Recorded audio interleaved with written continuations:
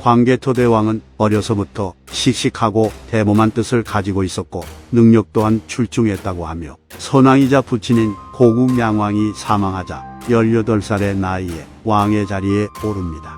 왕이 된 광개토대왕은 곧바로 4만 명의 병력을 이끌고 백제 정벌에 나서는데, 백제는 고국양왕 시절 고구려가 수많은 재해로 큰 피해를 입고 내부가 혼란스러워진 틈을 타 고구려의 영토를 공격하여 약탈을 일삼았고 백성들을 포로로 잡아가는 짓을 저질렀기 때문에 광개토대왕의 첫 번째 타겟이 된 것입니다.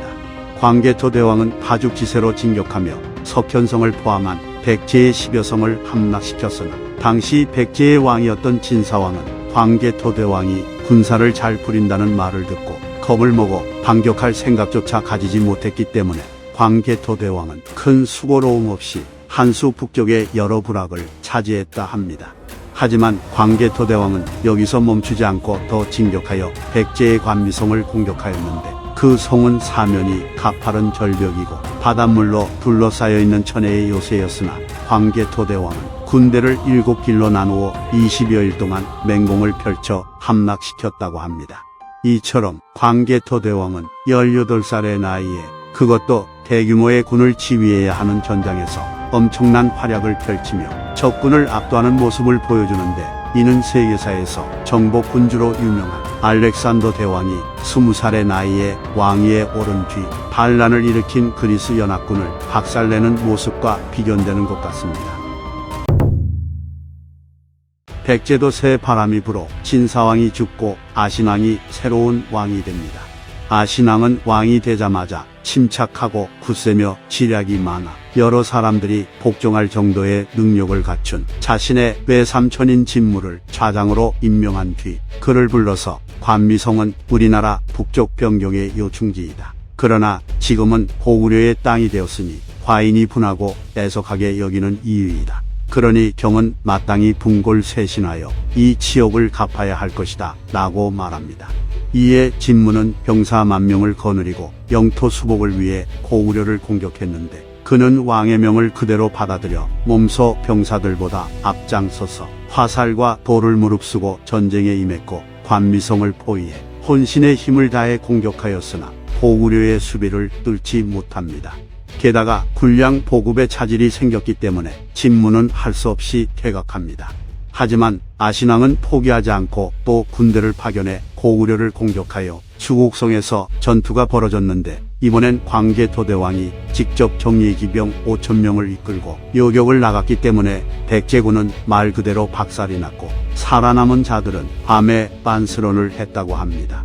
이렇게 광개토대왕은 백제의 침공을 계속 막아내긴 했으나 백제가 영토 수복을 이유로 포기하지 않고 계속 공격해올 것임을 알아챘기 때문에 수비를 용이하게 하기 위해 7개의 성을 쌓아 백제의 공격을 대비합니다.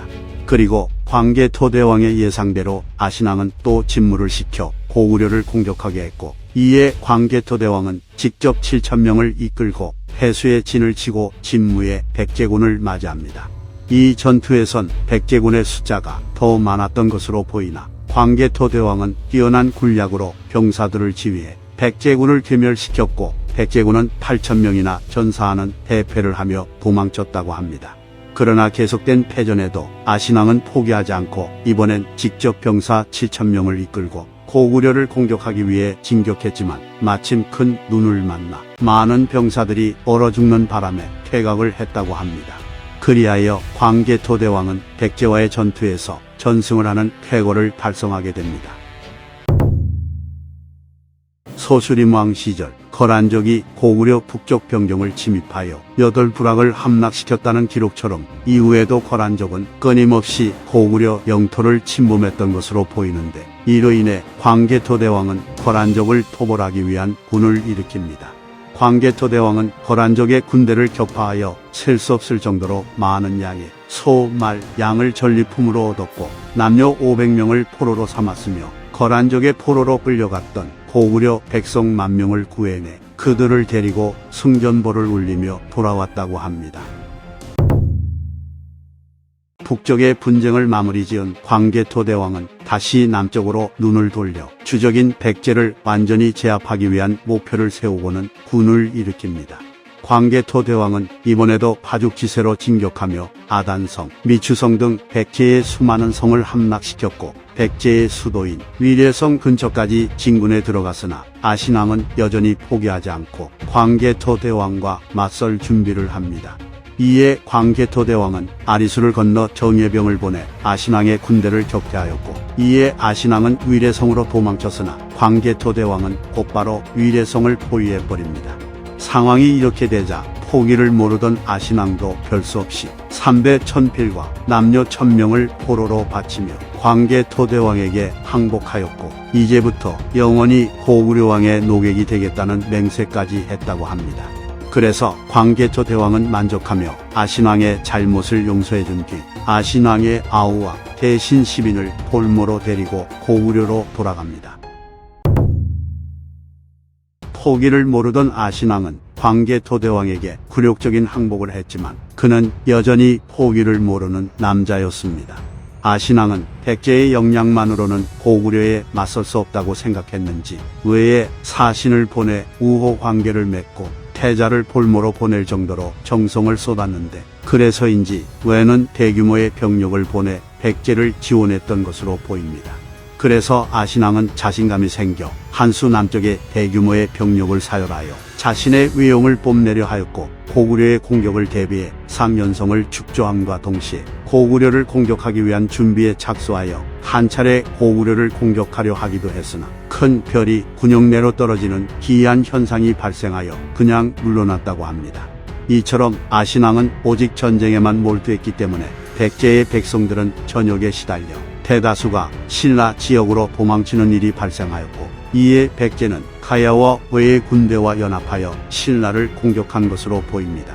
그러나 마침 그 시기에 이러한 백제의 행태를 알아차린 광개토대왕이 군을 이끌고 평양으로 내려왔고, 이에 신라의 지도자인 뇌물 이사금은 사신을 보내 외인이 국경에 몰려들어와 성지를 부수었습니다. 저는 태왕의 백성된 자로서 태왕께 귀하니 군부를 내려주십시오 라고 말하며 외의 군대가 신라의 영토로 진입했다는 사실을 알려줬기에 광개토대왕은 이를 갸륵하게 여겼다고 합니다. 그리하여 400년 광개토대왕은 총합 5만 명이나 되는 보병과 기병을 보내어 신라를 구원하게 하였는데, 남거성에서 신라성에 이르기까지 백제, 가야 외의 병사들이 가득 차 있었으나 고구려군은 이들을 모조리 격파하여 물리쳤고 끝까지 추격하여 금강 가야의 종발성까지 함락시켰다고 합니다. 이렇게 광개토대왕이 백제, 가야 외의 연합군을 신라 지역에서 완전히 몰아내줬기에 이때부터 신라는 사실상 고구려에 종속되었고 직접 고구려에 조공을 바쳤다고 합니다. 400년 광개토대왕은 후연에 사신을 보내 조공을 하였는데, 이 시기에 광개토대왕은 고구려군의 주력을 남쪽으로 보내 백제, 가야 외의 연합군을 격파하려 했었기 때문에 그 틈을 노려 후연이 침공하는 것을 방지하려 했던 것으로 보입니다. 하지만 후연의 왕인 모용성은 광개토대왕의 의도를 알고 있었는지 광개토대왕이 예의가 없고 오만하다는 핑계를 대며 직접 3만 명의 군대를 거느리고 고구려의 영토를 습격하여 신성과 남소성을 빼앗고 700여리의 땅을 점령하고 고구려의 민호 5천여 호를 요소 지역으로 옮기며 고구려에게 막대한 피해를 줍니다.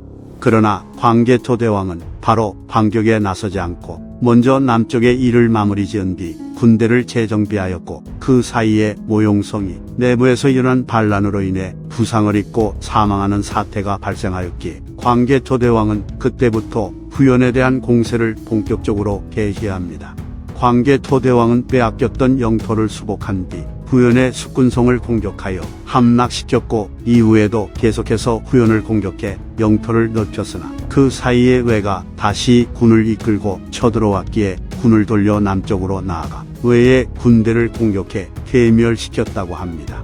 그리고 광개토대왕은 다시 돌아와 후연을 공격했고, 이렇게 계속 공격만 받던 후연의 세왕인 모용희는 405년이 되어서야 군대를 파견해 고구려의 요동성을 공격하며 역습을 시작했는데, 성은 함락되기 직전의 상황까지 갔으나 모용이가 장수와 병사들에게 먼저 성에 오르지 말라, 성이 평정되기를 기다려 짐이 황후와 함께 수레를 타고 가장 먼저 들어갈 것이다 라고 말하며 고구려군이 재정비할 수 있는 시간을 주었기에 결국 후연의 군대는 요동성을 함락시키지 못하고 퇴각했다고 합니다.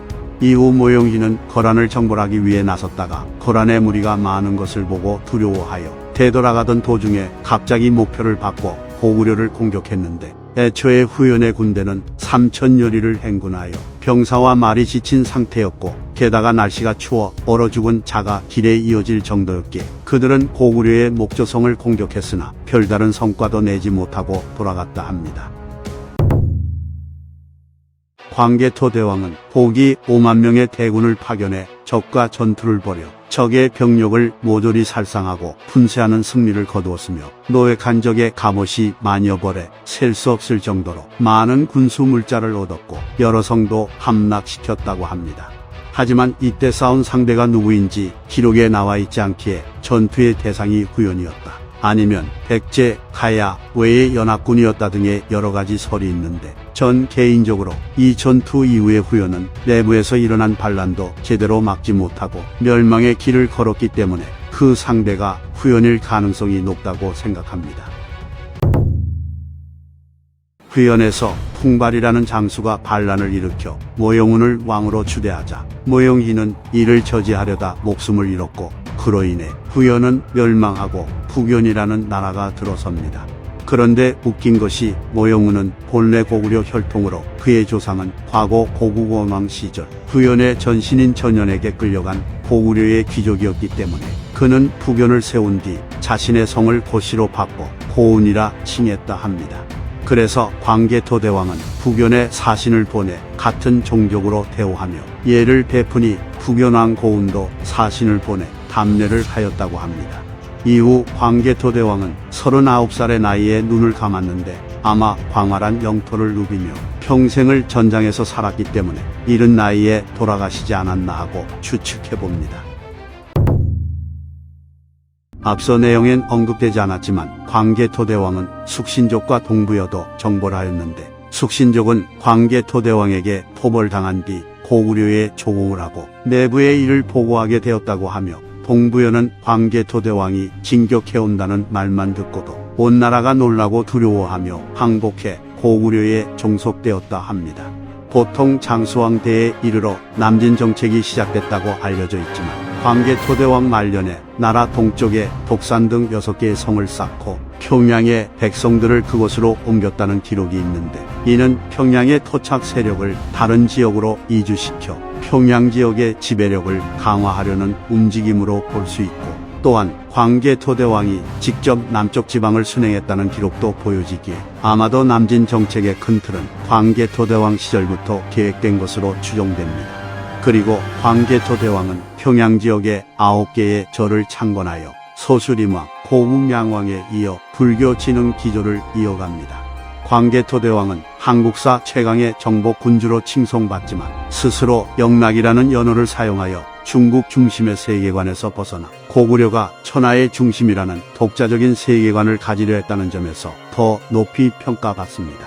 이상 한국사 인물율전 광개토대왕 편 마치겠습니다. 재미있게 보셨다면 좋아요와 구독, 알림 설정 부탁드립니다. 감사합니다.